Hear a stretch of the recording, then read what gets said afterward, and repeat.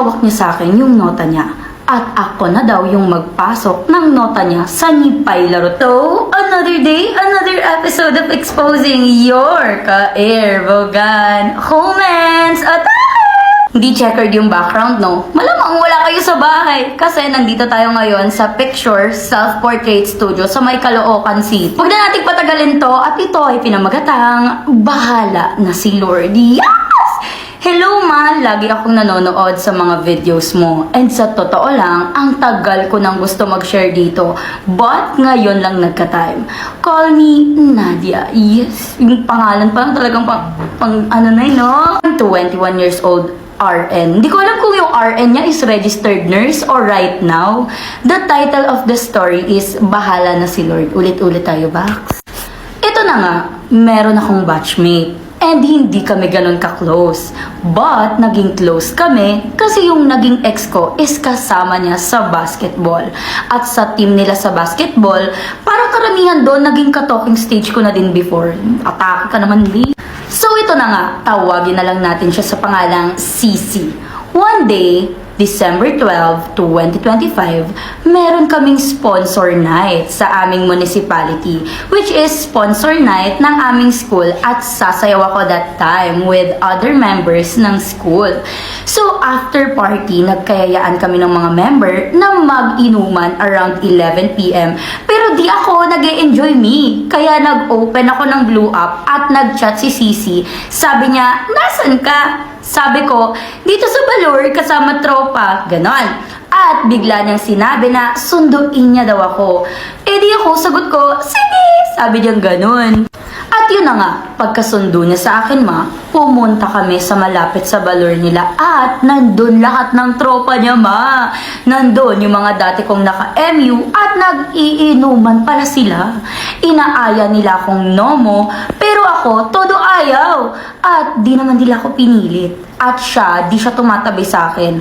Ewan ko ba kung bakit at nag-chat siya while nang bobola mga tropa niya sa akin. Sabi niya sa chat na, okay ka lang? Sagot ko, uwi na ako. At sabi niya, ako daw magpaalam sa mga tropa niya at nagpaalam na ako sa kanila while pauwi kami. Sabi niya habang nagmamaneho, sa bahay ka muna. Sabi ko, wag na. Sabi niya, sige na, sa bahay ka na. Ano ba yan? Kapilit talaga si bakla. Yun nga, magpapakalma daw muna siya, ganon. Eh di ako naman sabi ko, sige. Nung pabalik na kami sa Balor nila ma, sa kanto pa lang, pinatay niya na yung motor niya. Kasi naka-open pipe eh. Baka marinig ng mga barkada niya. Tsaka yung bahay nila, kaharap lang yung lodging house. Hindi mo kaya, lodging house. At yun na nga, habang papasok kami sa Balor nila, todo tago pa ako nun kasi baka makita ko ng mga tropa niya. Pagpasok ko sa Balor nila, orlok yung papa niya sa sala kaya dumiretso kami sa kwarto. At yun na nga mi, lasing na lasing siya. Habang nakahiga ako sa kama niya, tumabi siya sa akin at bigla akong tinuka na para bang gigil na gigil siya. At nagpaalam pa talaga, sabi niya, okay lang ba? At syempre, sino ba ako? Eh di pumayag ako. At yun na nga, naghubad. At siya mismo yung naghubad sa akin. Ano ka, sanggol? Pinahawak niya sa akin yung nota niya. At ako na daw yung magpasok ng nota niya sa Nipay Larot ko. At sarap na sarap ako, ma. Ewan ko ba that time na parang iba yung libog ko. Kahit nakakailang rounds na kami, ako pa din yung nag-aaya. Kasi lahat ng galaw niya nasa ibabaw at puro pasok ma. Walang withdrawal. Ayun, si bakla, ayaw mag-withdrawal. After a month, January, di ako nag-commence. At nag-PT ako ma. Positive, 3 PT. At sinabi ko sa kanya na pregnant ako. At sagot niya, alam mo ano? Hindi pa raw siya ready at ayaw niyang magkaanak. At ako din, B, ayaw ko din that time. Iyak ako ng iyak kasi baka malaman ng parents ko at kuyas ko. Lumipas ang January, mag 2 months na ako ng Feb. Merong boy na nag-chat sa akin which is my childhood crush na kapitbahay namin. Nag-note ako ng, anong gagawin? comment niya doon na, kamusta? Reply ko, naboboard ako, kaya hindi okay. Kaya nag-aya siyang lumabas me. But that time, hindi ako pumayag. Hindi niya pa rin ako kilala na kapitbahay kami kasi busy siya sa work at minsan lang umuwi. At pag uwi naman ni, di naman lumalabas kaya di niya kilala mga kapitbahay nila.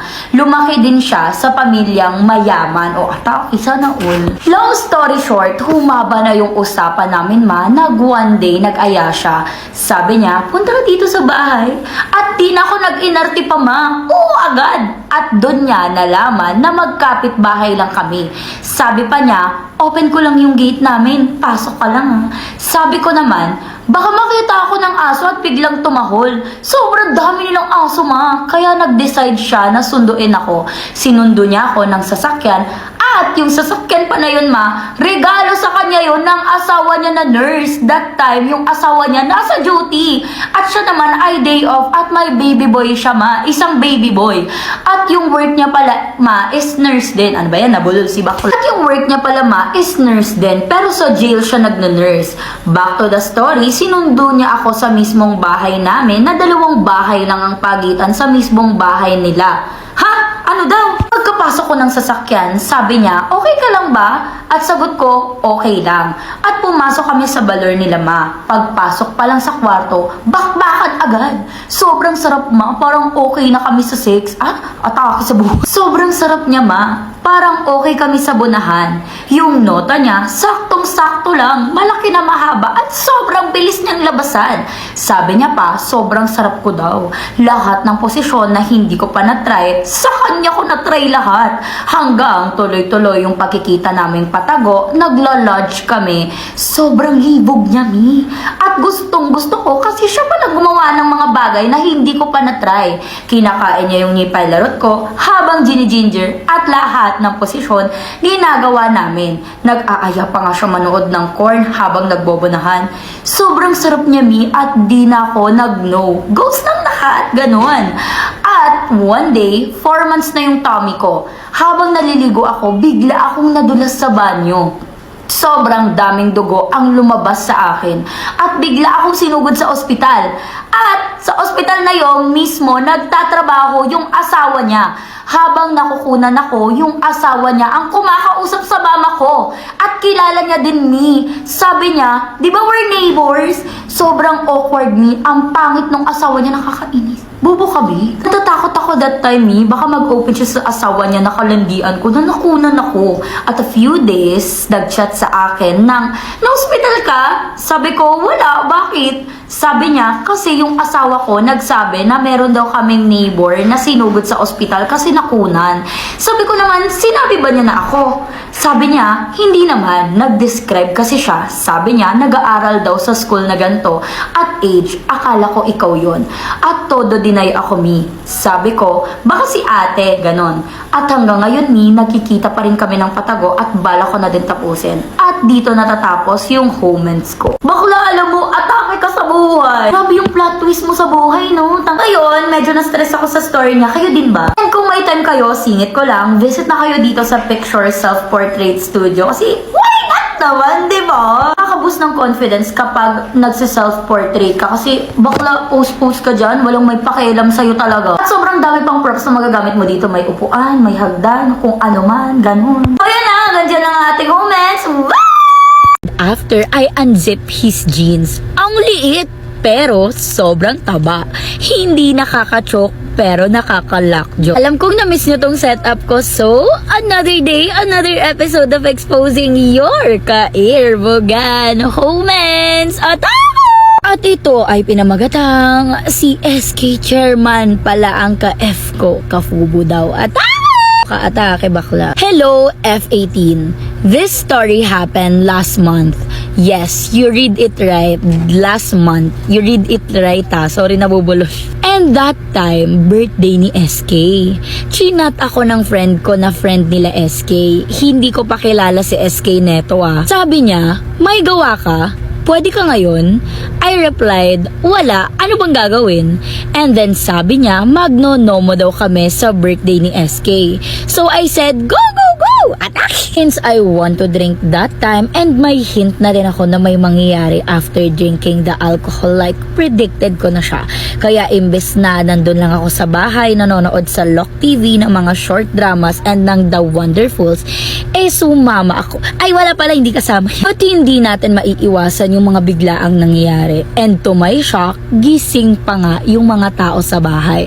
I'm shocked kasi 12 AM na noon. And hindi ako makatakas kasi I have strict parents. Strict daw, strict. Ganun. So, it's hard. Yung alin? It's hard na makaalis ng ganong oras. Tapos, nasa labas na ng gate sila SK.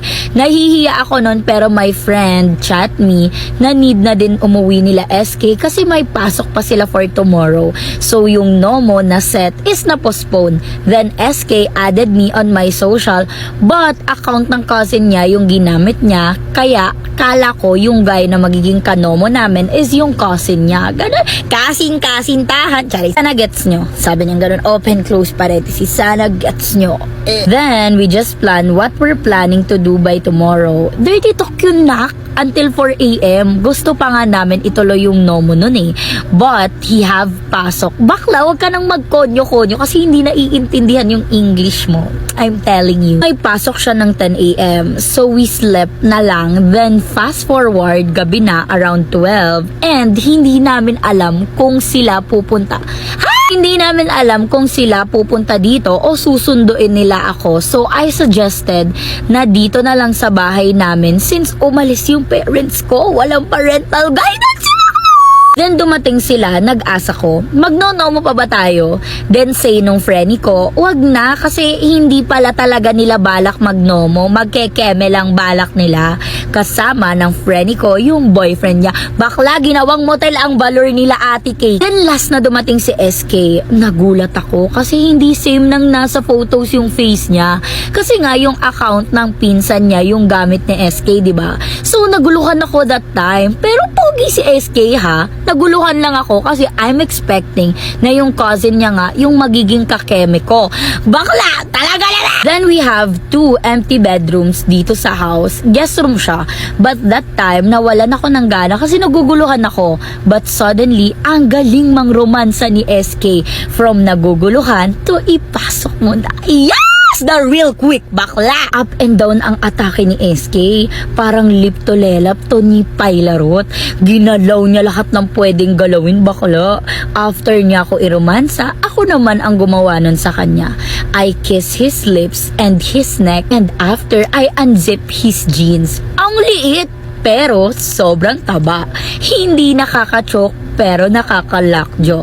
Sobrang bango ng nota nyo, ma. Hinipan ko pa siya. Bakla, di yung birthday cake. Hinipan ko siya after nag-69 kami. And then, nung trinay niya ng ijosok, damn, sobrang sakit. Parang dawarak yung Pailarot ko. Pero sinabi niya lang sa akin, mawawala din yung sakit na yan mamaya. Trust me. Wow, may ganon. Like punyeta, sobrang hot ng pagkakasabi niya. Then 4 rounds si SK. Pero starfish lang ako kasi sobrang sakit ng clitoris ko. Then after namin, pinuntahan namin yung friend ko and dun kami tumambay. Nagkwentuhan kami. Then my friend opened up na SK pala ng kabilang barangay yung kafak ko. And dun ko lang nalaman na SK pagka-uwi nila. But last Friday, he messaged me using his dump account. Gusto niya ulit mangyari sa amin. Until now, hindi ko pa rin nireplyan. Yun lang. Ang gulo, diba? Hindi nag-shave si SK that time. Bakla, pahabol na yon. Tangina mo, huwag ka namang snitch na hindi naman nag-shave. Bakla, huwag ka namang Charis namang gawa ni ate, oh. Bakla, malapit na ang barangay at SK election ngayong taon. Putang, mo sa November 2, kaya magparehistro ka na. Yun lang. Kaya pagbukas ng Muji niya ng pinto, mga mi, kitang-kita na hubot-hubad na katawan niya at nakatayo pa rin yung nota. So, another day, another episode of exposing your ka-airbogan humans atake! At ito ay pinamagatang nahuli kami ng Muji niya. Yes naman! Bakla, bago pala tayo mag-start, i-appreciate muna natin ang cuteness ng tinted lip balm ng Glad to Glow. Alam mo, ito talaga yung isa sa mga gusto ko sa kanila eh. Pagdating sa mga lipi, hindi nila tinipid sa anik-anik, pati packaging, bakla. Ayan oh, Tignan nyo, naka-emboss talaga kung ano yung itsura, ate. At bakla talaga naman, may naka-emboss na heart dyan sa pinaka-pigment. Diyos ko naman, glad to glow. Napaka-cuteness overload naman ito. Ang bias ko pala dyan sa tatlo ay itong rose milk tea. Bakla halata naman na nagamit ko na siya dahil yung pinaka-puwet ng heart, bumagsak na ng very light. Naging saging na naman. Paano naman kasi bakla, tignan nyo naman. Divine, hindi siya sobrang OA na tinted lip balm. Talagang fresh lang, gano'n. Okay, going back, ang daming chika. Itong story na to, nangyari last year lang with my ex. By the way, I'm 25F and he's 25 rin. So, same age sila. Rest day namin pareho nung araw na yon. So, syempre, gusto naming magpahinga. After lunch, nag-orlok lang talaga kami. Then, mga bandang 5 p.m., itong si Boa nagising at kinikiskis sa wet packles ko yung nota niya. Dahil nga nagising na naman mga mi, and tigas talaga siya, talagang nakaganon daw atake. Di ako naman kunwari hindi affected. Nakatalikod pa rin ako sa kanya.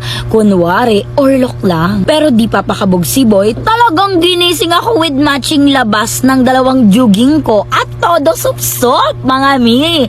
Habang yung kamay niya nasa cycling ko. Hindi ako nakapanti, mi, dahil natulog nga lang kami. Di airvog na kami. Ginawakan ko rin yung nota niya at dahan-dahan ko ring minasage. Nagsawa na ata sa jogging ko, kaya tinuka ulit ako pababa hanggang sa tinanggal niya na rin yung cycling ko. At doon naman ako sa baba sinunggaban. Di sarap na ako. Talagang laps kong laps, ma. Dahil na rin siguro ang tagal ko na rin nung last namin kasi puro work na nga. Sabi niyang gano'n. Lang, itry nga natin yung ibang shade ng Glad to Glow. Gusto ko makita yung iba. This is the Red Velvet Latte. Ay, parang mas kabog siya, be, at amoy cherry siya, ha, in fairness. Ay, ang ganda. Atake. Parang ang ganda nito sa akin, che. Pero going back, kaya kahit nanginginig na rin yung hita ko, hindi pa rin niya tinigilan yung nipay larot ko na mukbangin. After ilang minutes, inikot niya ako at pinasuwad. Di ayun na nga, talagang walang sabi-sabi, ginusok niya ang mataba at mahaba niyang nota. Di ako naman medyo na-hurt ng konti, pero dahil sanay na rin ako, sarap na ako, mi. Biglang dumating sila tita, galing work din. Tinawag niya ngayon yung bowa ko. Hindi kami kumibo para kunwari orlok pa rin habang kinakabayo niya ako. Pero hindi kami nag-iingay or di man lang makaungol kahit sinasagad niya. After a while, tinatawag pa rin siya ng muji niya. Narinig na namin na umakyat sa taas, hindi na namin alam yung uunahin namin. So, tinakpan na lang namin ng kumot. Siya daw, tinakpan na lang ako ng kumot ng bowa ko. Sabay na higa ng maayos at siya, hindi niya mahagilap yung short niya. Kaya pagbukas ng muji niya ng pinto, mga mi, kitang-kita na hubot-hubad na katawan niya at nakatayo pa rin yung nota niya at basang-basa dahil sa akin! Atak sa buhay ang taas! Wait lang, putulin lang natin yung intense part. I-try naman natin tong cherry fuzz. Fuzz, diba? Tama. Cherry fizz pala. Feeling ko mas reddish, te.